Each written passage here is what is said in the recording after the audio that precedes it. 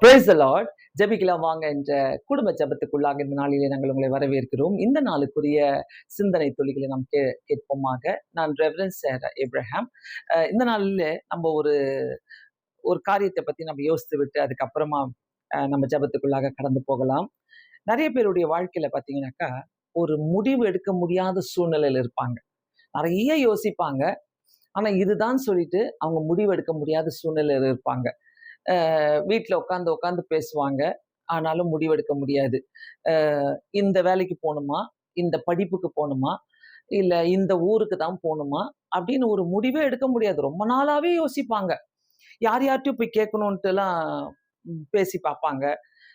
அப்பவும் அவங்களுக்கு மனசுக்குள்ள ஒரு நிம்மதி இருக்காது. ஒரு சமாதானம் இருக்காது. ரொம்ப பிரயாசப்பட்டுட்டே இருப்பாங்க. அப்புறம் அதே மாதிரி பார்த்தீங்கன்னாக்கா, பொண்ணு மாப்பிள்ளை பார்த்தாங்கன்னாக்கா, இந்த பொண்ண கட்டிக்கலாமா? அந்த பையன கட்டிக்கலாமா? இவங்களுக்கு எஸ் சொல்லலாமா? அவங்களுக்கு எஸ் சொல்லலாமா? அப்படியே ஒரு கன்ஃப்யூஷன்லயே இருந்துட்டு இருப்பாங்க. ஒரு ட்ரையல்லயே போயிட்டுருக்கும். இ என்ன பண்றது? ஏது பண்றது? அப்புறம் அதே மாதிரி பணத்துக்காக அவங்க யோசிப்பாங்க. இந்த பணத்த என்ன பண்ணலாம்? இந்த பணத்த இதுக்கு செலவு பண்ணலாமா? அதுக்கு செலவு பண்ணலாமா? எங்க தூக்கின்னு போய் போடலாம்? எந்த பேங்க்ல போடலாம்? இப்படிலாம் யோசிப்பாங்க. நகை கடைக்கு போயிட்டா, பெண்கள் ஸ்பெஷலா இந்த நகைய வாங்கலாமா? இல்ல அந்த அந்த அந்த செயின வாங்கலாமா? இந்த பேங்கிள்ஸ வாங்கலாமா? இப்படி பல கன்ஃப்யூஷன் இருந்துகிட்டே இருக்கும். ஒரு தீர்மானமே எடுக்கவே முடியாது. சரியாவே தீர்மானம் எடுக்க முடியாது. எதையாவது போய் அவங்க கிட்ட கேட்டா கூட, அவங்க டைம் கேட்டுப்பாங்க. அப்புறமா சொல்றேன் அப்படின்ட்டு டைம் கேட்கலாம். ஆனா, ஏதோ கொஞ்சம் யோசிக்கலாம், டிஸ்கஸ் பண்ணலாம். ஒரு ஒரு நாளு நாளைக்கு சொல்றேன் அப்படின்னு கூட நம்ம சொல்லலாம். ஆனா சிலர் வந்து கன்ஃப்யூஷன்லயே இருப்பாங்க. அந்த கன்ஃப்யூஷன்ல இருக்கிறவங்களுக்கு அந் ஒரு டவுட் இருந்துட்டே இருக்கும். ஒரு நம்பிக்கையே இருக்காது ஜனங்க மேல. யாருன்னா பேசினா ஒரு டவுட் வந்துரும். யாருன்னா ஏதாவது கேட்டா, இவங்களுக்கு நம்ம பதில் சொல்லலாமா? வேணாமான்னு அப்படி ஒரு டவுட்ல இருப்பாங்க. இந்த சந்தேகமும், இந்த டவுட்டும் இவங்க அ டிசைட் பண்ண முடியாம இருக்கிற அந்த குணமும் ஒண்ணா சேர்ந்து போகும்.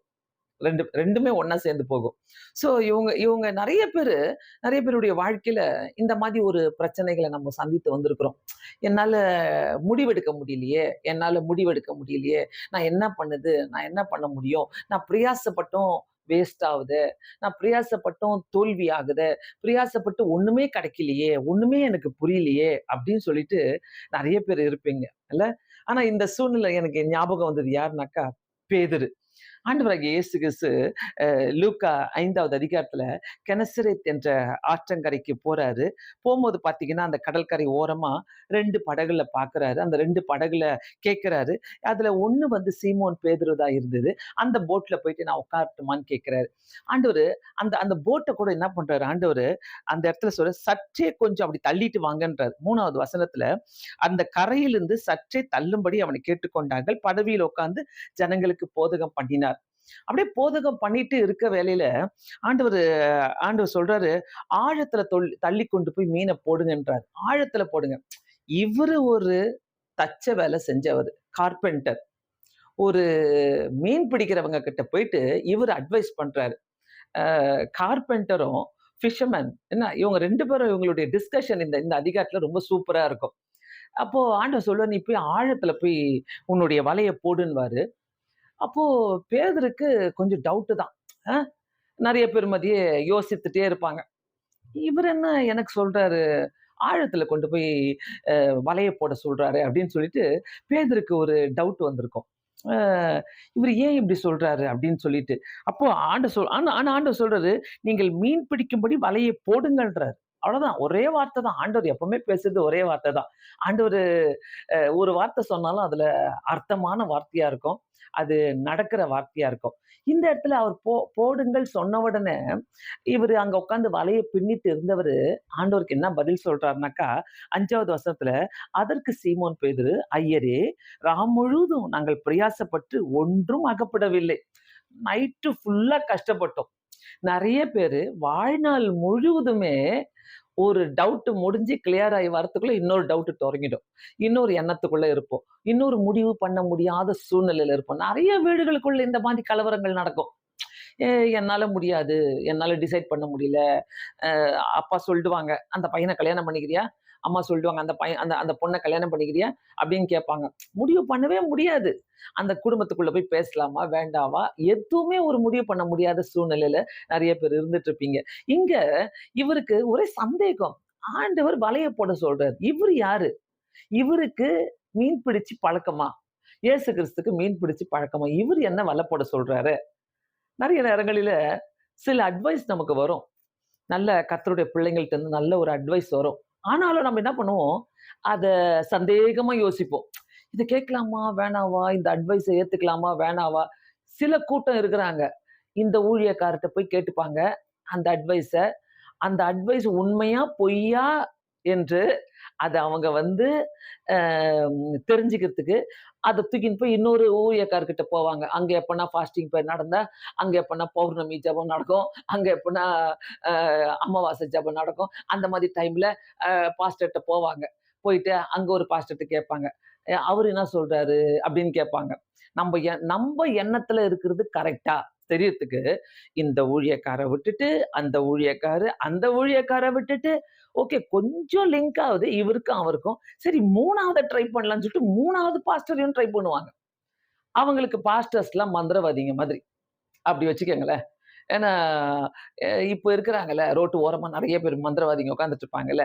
இப்போ கிறிஸ்தவ மந்திரவாதிங்க வந்து இவங்க என்ன பண்ணுவாங்க, ஒரு ஒரு பாஸ்டர்களையா மந்திரவாதிங்க மாரி ட்ரீட் பண்ணிக்கிட்டு, ஒரு காணிக்கைய கையில எடுத்து வச்சுக்கிட்டு, முதல்ல அந்த காணிக்கைய குடுத்த உடனே பாஸ்டருக்கு சொல்லணும்னு தோணுச்சுனாக்கா, அவரு ஒண்ணு சொன்னாருனாக்கா, அப்போ ஃபர்ஸ்ட் பாஸ்டர் சொன்னது, இந்த 3வது பாஸ்டர் சொல்றதும் ஒண்ணா இருக்குது. நடுவுல இருக்கிறவர் சொன்னது நல்லா இல்ல. அந்த ஃபர்ஸ்ட் பாஸ்டர் சொன்னதும் 2வது பாஸ்டர் சொன்னதும் லிங்க் ஆகுது. இப்படி பல குழப்பங்கள். ஆனா, இங்க ஆண்டவர் என்ன வந்து சொல்றாரு, அந்த குழப்பத்துல உட்கார்ந்துட்டு இருந்த பேதுருக்கு என்ன சொல்றாரு, "நீ வலைய போடுங்க. நீங்க வலைய போடுங்க." ஒரே வார்த்தை சொன்னாரு. ஒரே வார்த்தை சொன்னாரு. சொல்லிட்ட பிறகு, "ஐயரே முழுதும் பிரயாசப்பட்டோம். எங்களுக்கு ஒண்ணுமே கிடைக்கலையே!" அப்படின்னு சொல்லிட்டு, "ஆகிலும் உம்முடைய வார்த்தையின்படியே வலையை போடுகிறேன்" என்றார். உம்முடைய வார்த்தையின்படி நான் வலைய போடுறேன். எனக்கு வேற எதுவுமே இப்ப செய்ய தெரியல. கண்டிப்பா நான் சொல்றேன். அப்படி முடிவெடுக்க முடியாத சூழ்நிலையில, ஒரு குழப்பமான சூழ்நிலையில, இந்த மந்திரவாதி, அந்த மந்திரவாதி, அந்த பாஸ்டரு, இந்த பாஸ்டரு, இந்த தீர்க்கதரிசி, அந்த தீர்க்கதரிசின்னு சொல்லிட்டு நீங்க ஓடாம, முழங்கால் போட்டு, இயேசுவே உங்க சூழ்நிலைக்கு வரும்படியாக ஜெபம் பண்ணுங்க. ஆண்டவரு பேதுரு இருக்கிற சூழ்நிலையில போனாரு. பேதுருவால ஒண்ணும் பண்ண முடியல. முழுதும் பிரயாசப்பட்டோம்யா. நாங்க ஒண்ணுமே பண்ண முடியல எங்களால.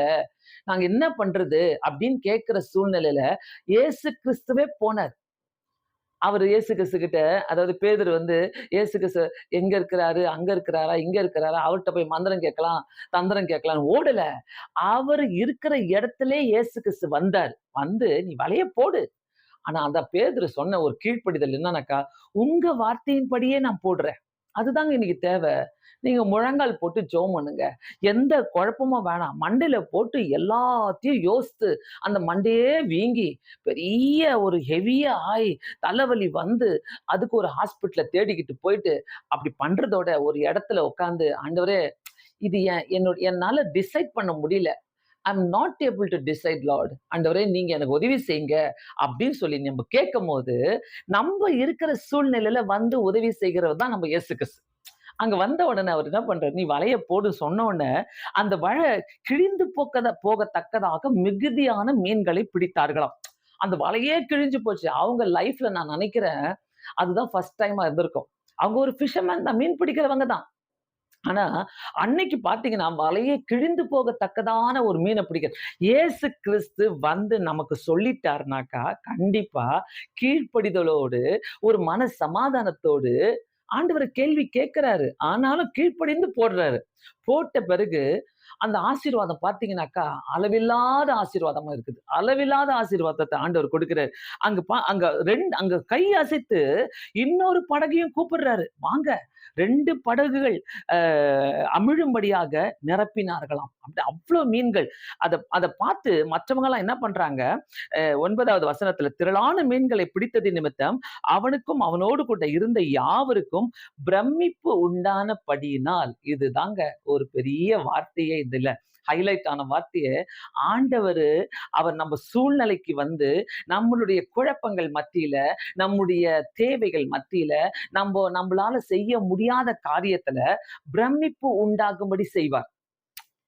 சோ மெனி டேஸா, நிறைய நாட்களா நீங்க காத்திருந்திருப்பீங்க.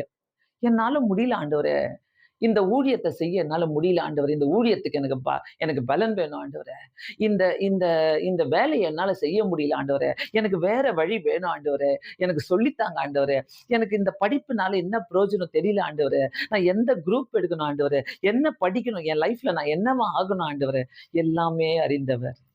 நம்ம செய்ய வேண்டிய ஒரே வேலை அவருக்கு காத்திருங்க. அவர் பிரமிப்பு உண்டாகும்படியாக செய்வார். ஒருவேளை நீங்க உங்களால முடியாத சூழ்நிலையில இருக்கிறீங்கன்னாங்கன்னா, கண்டிப்பா ஆண்டவர் உங்க சூழ்நிலையில கூப்பிடுங்க. அந்த இடத்துல பாருங்க, சீமோனுக்கு கூட்டாளியான செபதேயின் குமாரராகிய யாக்கோபும் யோவானும் அந்தப்படியே பிரமித்தார்கள். இயேசு வந்தாலே நம்ம பிரமிக்க உண்டாகும்படியான காரியங்களை செய்கிற தேவனா இருக்கிறார். கண்டிப்பா எந்த சூழ்நிலையா இருந்தாலும் கன்ஃபியூஸ் ஆகாதீங்க, குழப்பிக்காதீங்க போட்டு. ஐயோ என்னால முடியலையேன்னு சொல்லாதீங்க, இங்க அங்க ஓடாதீங்க, உபவாசம் இருந்து இருக்கிற இடத்துல ஜெபம் பண்ணுங்க, உங்களுக்கு கொடுத்திருக்கிற வேலையை செய்யுங்க. இப்பத்துக்கு ஆண்டவர் வந்து சூழ்நிலையை மாத்தி பிரமிப்பு உண்டாகும்படி செய்வார். நம்ம தான் உட்கார்ந்து யோசிச்சுட்டே இருக்கிறோம். நம்ம தான் உட்கார்ந்து பல காரியங்களை யோசித்து என்ன பண்றது, கன்ஃபியூஸா இருக்குது, ஒரே ஒரே குழப்பமா இருக்குது, என்னால முடிவெடுக்க முடியலையேன்னு சூழ்நிலையில இருக்கிறீங்கனாக்கா, இது ஒரு நல்ல வார்த்தையை எடுத்துக்கிட்டு நீங்க கேட்டீங்கன்னாக்கா, கண்டிப்பா இது ஆசீர்வாதமா இருக்கும். கண்களை மூடி நாம் ஜெபிக்கலாமா? பரலோக பிதாவே, உம்மை ஸ்தோத்திரிக்கிறோம் ஆண்டவரே. நிறைய பேருடைய வாழ்க்கையில ஒரு முடிவு எடுக்க முடியாத சூழ்நிலையில இருக்கிறாங்க ஏசப்பா. ஆண்டவரே, நான் இதை செய்யணுமா, அதை செய்யக்கூடாதா, இந்த பொண்ணை கட்டணுமா, இந்த பையனை கட்டிக்கணுமா தெரியலையே, இந்த குடும்பத்துல நாங்கள் ஆண்டவரே பந்தம் பேசலாமா, ஆண்டவரே இந்த சம்பளத்துக்காக நான் காத்துட்டு இருக்கிறேனே, இது என்னால கேட்க முடியலையே, இந்த வேலைக்காக காத்துட்டு இருக்கிறேனே, இந்த படிப்புக்காக நான் காத்துட்டு இருக்கிறேனே, அப்ராட் போகணும்னு சொல்லி நான் காத்துட்டு இருக்கிறேனே, எனக்கு புரியலையே ஆண்டவரே, நான் என்ன பண்றதுன்னு புரியலன்னு சொல்லி இருக்கிறவங்க ஒருத்தரும் உம்மை நோக்கி பார்க்கட்டும் ஆண்டவரே. ஏ சுவாமி, நீர் பதில் கொடுக்க வல்லவரப்பா. ஆண்டவரே, சர்வ லோகாதிபதி ஆண்டவரே, ஏ சுவாமி, ஆண்டவரே, பேதுரு இருக்கிற இடத்துக்கே நீங்க வந்தீங்க, வலைய போட சொன்னீங்க, அவர் போட்டாரு. வலை கிழியத்தக்கதாக அநேக ஆண்டவரே பிரமிப்பு உண்டாகத்தக்கதாக மீன்களை பிடித்தார்கள் ஐயா. சமாதானத்தை உருவாக்கி தந்தீங்க ஆண்டவரே. இதை யாரெல்லாம் கேட்கிறாங்களோ அவங்க மனசுல இருக்கிற டபுள் மைண்டட எடுத்து போடுங்க இயேசு சுவாமி. ஆண்டவரே, அந்த 2 மனசை எடுத்து போட்டு, குழப்பங்களை எடுத்து போட்டு, நல்ல ஒரு முடிவுக்கு உம்முடைய பாதப்படியில உட்கார்ந்து ஜெபிக்க உதவி செய்யுங்க. ஏற்றுக்கொள்ளுங்க இந்த ஜெபத்தை. ஆண்டவரே, இந்த இந்த செய்தி அநேகருக்கு போய் சேர்ந்து ஒரு பிரயோஜனமாக இருக்கட்டும். இயேசுவின் நாமத்தினாலே வேண்டிக் கொள்கிறேன் பிதாவே, ஆமென். கண்டிப்பாக இந்த செய்தி உங்களுக்கு பிரயோஜனமாக இருக்கும் என்பதை நாங்கள் விசுவாசிக்கிறோம். ஜெபிக்கலாம் வாங்க என்ற சேனலை சப்ஸ்கிரைப் பண்ணாதவங்க நீங்க சப்ஸ்கிரைப் பண்ணிக்கொள்ளுங்க. இன்னும் அநேக ஜெபங்களை நாங்கள் போட்டுக் கொண்டிருக்கிறோம். நீங்கள் தொடர்ந்து இதை கேட்குமாறு நாங்கள் கேட்டுக்கொள்கிறோம். Thank you so much. God bless you all.